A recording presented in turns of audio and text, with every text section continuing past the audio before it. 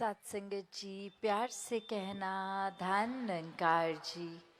बराना के इस मैदान में जहाँ सभी सत्संग का आनंद ले रहे हैं और संतों की वाणी को श्रवण करके कि कैसे ये परमात्मा ने इस संसार के कण कण में अपना जहाँ अस्तित्व रखा है, वहीं ये इंसान ही हैं जो फ़र्क डालते हैं।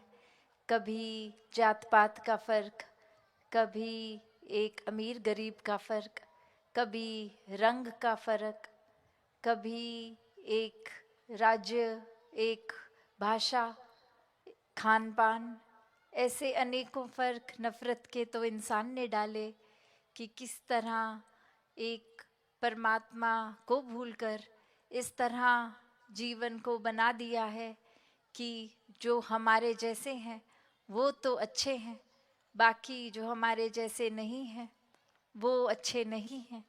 तो बात ये कि जब परमात्मा ही हर एक में एक बराबर है तो कोई अच्छा कोई बुरा कैसे है। हर कोई श्रेष्ठ, हर कोई प्यारा, हर कोई पूजनीय, हर एक में ही ये परमात्मा को बस देखना है। और ये नज़र किस तरह मिलती है कि हर एक में ही अब परमात्मा नज़र आए। तो पहले परमात्मा को जानना, ब्रह्म ज्ञान लेकर परमात्मा को जीवन में हर पल के लिए शामिल करके भक्ति करके फिर जब ये प्यार हो जाएगा परमात्मा से तो हर एक से होगा। फिर ये नज़र नहीं देखेगी कि कोई हमारे गांव का है तो ही ठीक है, कोई बाहर का है तो ठीक नहीं है। नहीं, फिर तो अपने पराये का भी फ़र्क मिट जाता है। अपना परिवार फिर कुछ एक गिनती के सदस्य नहीं, पूरा संसार ही अपना लगता है। हर एक से वही प्यार, हर एक के लिए प्रार्थना रहती है कि हर कोई अपने जीवन में जहाँ एक सामाजिक रूप में भी एक बढ़ाई प्राप्त करे, वहीं आध्यात्मिक रूप में भी हर एक का हर पल ये आत्मा की तड़प इस परमात्मा से मिलकर ख़त्म हो। तो संतों ने तो यही पैगाम दिया है कि जीवन में फ़र्क मिटाए जाएं। और ये फ़र्क सिर्फ एक अपनी असली पहचान जब हो जाती है, जब जान लेते हैं कि परमात्मा क्या है, कहाँ है। एक आत्मा जो मनुष्य शरीर में है अभी हमारे, ये पहले कहाँ थी, क्या थी, और बाद में शरीर ख़त्म होने के कहाँ जाना है। ये एहसास हो जाता है कि परमात्मा की ही उपज परमात्मा इस शरीर में भी और शरीर के बाद भी आत्मा परमात्मा में ही, जहाँ ये परमानेंट, ये हर समय विराजित है। तो वही एक निज घर भी है। ये एक होने की बात, एकत्व परमात्मा से स्थापित होने की बात, और फिर यही एकत्व एक मानव का दूसरे मानव के प्रति भी होता है। ये वननेस कायम होना, ये दीवारों की भी जो बात आती है, मनों में दीवारें हैं तो ये खुद ब खुद गिरती हैं। फिर ये कोई वो बात नहीं होती कि गिरानी पड़ती हैं, नहीं। जैसे एक अगर भोजन को नमकीन बनाना है तो ऐसा नहीं कि एक अलग कुछ करना है, वो नमक का उसके साथ मिलने से अपने आप ही नमकीन हो जाता है खाना। उसी प्रकार ये प्रेम जब हम स्वयं बन जाते हैं परमात्मा के प्रेम में चूर चूर होके, तो प्रेम बन ही जाते हैं। और फिर ये दिल से नफ़रत की दीवार अपने आप ही गिरती है, ये गिरानी पड़ती नहीं है। तो उसी तरह ये स्वाभाविक रूप, ये नेचुरल कोर्स में ही हर एक का उस तरह ही बन जाए कि कोई ये ना देखे कि एक जाति क्या है हमारी, हम ऊंचे हैं, ये नीचा है। और अक्सर ये भी देखा गया है कि जाति अगर किसी की उस तरह से नीची भी कहलाई जाती है तो उसमें भी अभिमान ही हो जाता है, चाहे ऊंची जाति हो चाहे नीची। अपने आप को सोसाइटी में खुद ही बांधा है।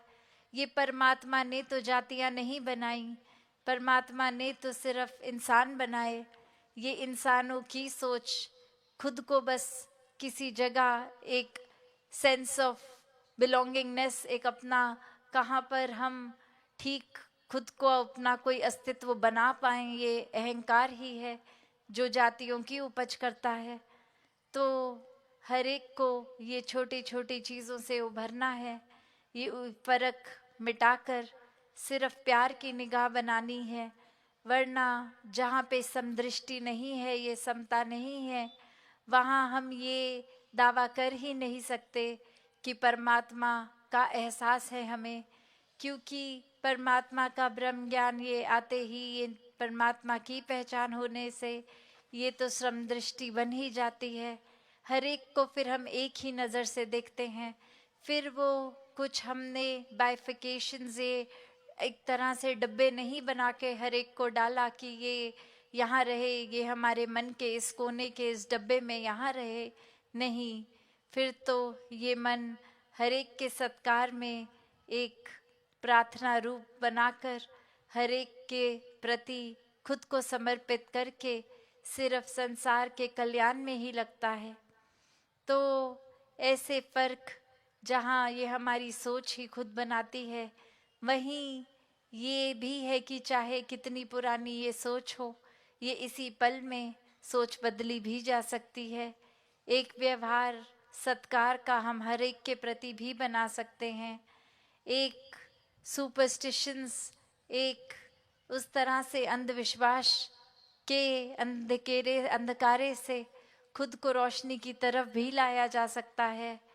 बस वो आत्ममंथन खुद का, ये एक सोच खुद बनाकर, एक प्रगति मन की भी और सोच की भी, तो फिर ये कर्म भी अपने आप अच्छे ही होंगे।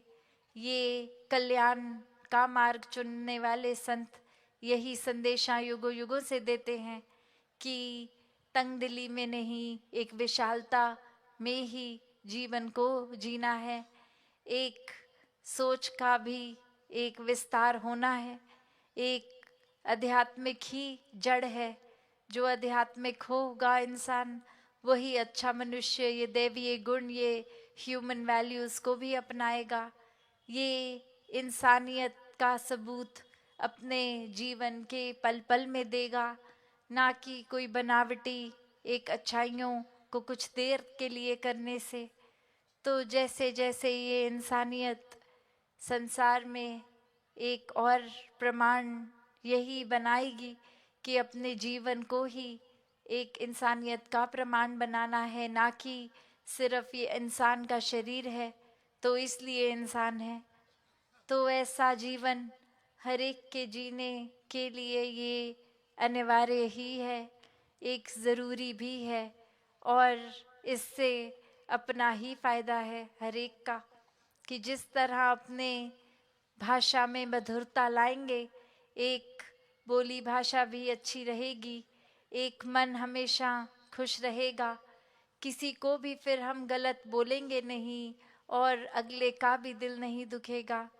कैसे फिर हर एक के लिए सेवा करने का भी ये जज्बा बना रहेगा कि हम किस कैपेसिटी में, हम अपनी समर्था अनुसार जो भी ये परमात्मा ने समर्था बख्शी है, उसी के वजह से ये सेवा समर्पित भाव से कर रहे हैं। एक सत्संग के प्रति, एक संतों के संग के लिए हर समय मन ये खुश रहेगा कि कैसे ये और ज़्यादा किया जाए। एक अच्छी सोच विचारधारा को जीवन में समान एक ऐसे लें कि ये मन रच जाए अब प्रभु प्रेम में ही। और फिर कैसे ये सुमिरन रूप की लड़ी भी चली रहती है, चाहे पूरे दिन में कुछ भी कर रहे हों, मन तो परमात्मा में ही है, काम चाहे जो मर्जी हो। और फिर वो काम भी अच्छा ही होता है जो परमात्मा के एहसास में होता है। वरना तो एक पल नहीं लगता कि यहाँ ये एहसास, ये लड़ी, एक लगन, एक जो लिव जुड़ी है परमात्मा से, वो टूटी कि फिर मन वापस एक भ्रष्ट रूप ले लेता है। मन फिर अपनी ये उछल कूद में लग जाता है। मन फिर एक नेगेटिव सोच को भी अपना लेता है, एक बुराई की ओर चले जाता है, एक ढलान की ओर नीचे को गिरता है। पर वहीं संतों ने चेतनता भी बख्शी कि अगर ऐसा है, जिस पल खुद को समझ आए कि ऐसा हम कर रहे हैं जो संत मति के अनुसार नहीं है, तो उसी पल खुद को संवार लिया जाए। ये आत्ममंथन, ये आईना तो परमात्मा रूप हर समय है। आत्ममंथन करके हम अगर सोचें बस कि जो कर रहे हैं उसका एक ज़रूरत भी है करने की कि नहीं, जो कर्म कर रहे हैं क्या वो हमारे लिए लाभदायक हैं कि नहीं, क्या वो औरों के लिए लाभदायक हैं कि नहीं। तो इस तरह से खुद को बदलने का भाव संत रखते हैं, एक अकड़ में नहीं, एक अहंकार में नहीं। ये घास जिस तरह से आंधी आने पे भी अपने आप को इतनी लचीली होती है कि मोड़ लेती है, जड़ से नहीं उखड़ती, और वहीं ऊंचे ऊंचे पेड़ इतने अकड़ में होते हैं कि बस तूफान आने की देर और गिर के टूट जाते हैं। तो क्या हमने अपने मनों को भी इतना सख्त बनाना है कि किसी तरह कई परिस्थिति आई नहीं कि टूट के बिखर गए, एक अपने अस्तित्व को खो रहे हैं हम। और वहीं अगर जड़ें इस परमात्मा में घास की तरह लगी हैं तो कितनी भी आंधी आए घास का नुकसान नहीं होता। तो कैसी सोच को बनाए रखना है, क्या हम वाकई ही हर एक के लिए ये परमात्मा जैसे हर एक में देख सकते हैं कि नहीं, और वो तरीका केवल और केवल ब्रह्म ज्ञान का है, इस परमात्मा की प्राप्ति का है। एक जीते जी जहाँ परमात्मा के दर्शन करके हर एक को हर एक पल में फिर ये परमात्मा एक समान ही नजर आता है।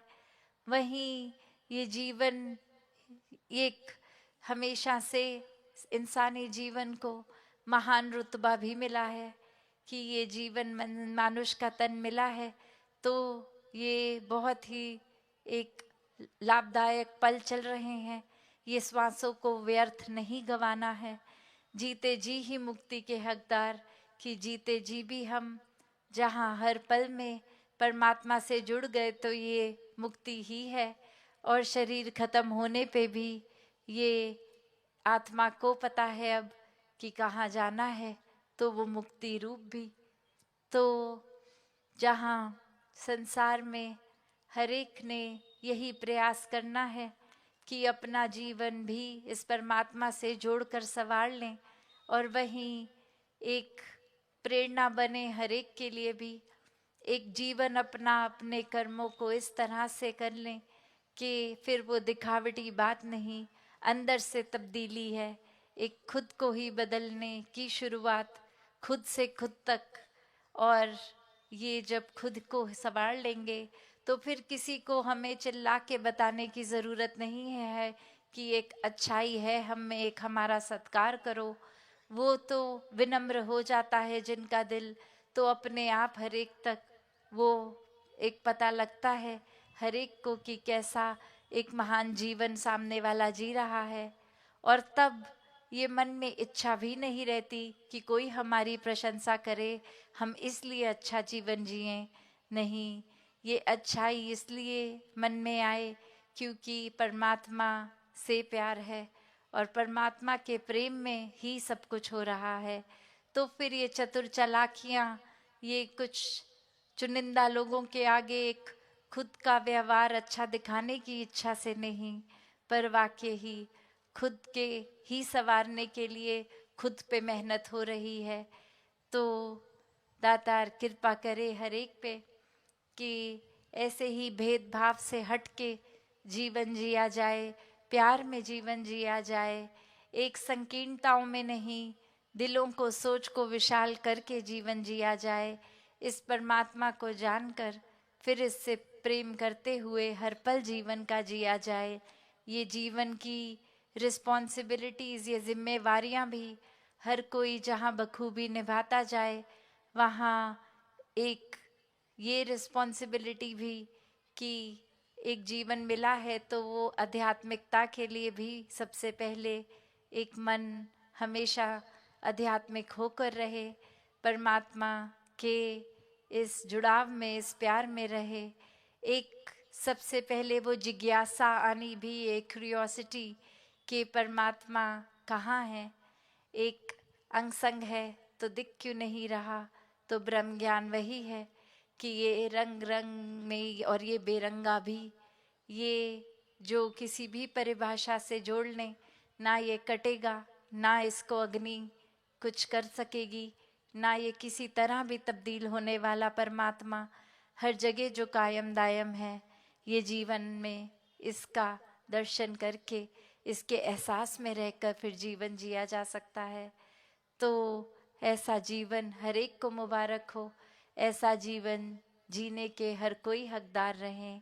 सत्संगत जी, प्यार से कहना, धन निरंकार जी।